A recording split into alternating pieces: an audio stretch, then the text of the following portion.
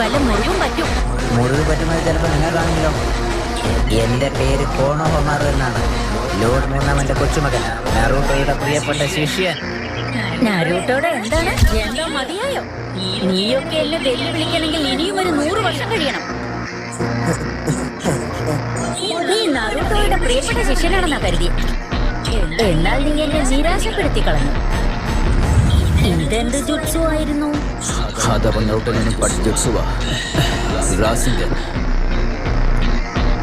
ഇത്ര പവർഫുള്ളായ ജുട്സ് ഉപയോഗിക്കാനും മാത്രം ആ പയ്യന് കഴിവുണ്ടോ? എന്തായാലും കുറച്ചു വർഷം കൂടി കഴിയുമ്പോൾ നീ ഒരു അസാധ്യ ഷിനോബി തന്നെയായി മാറും.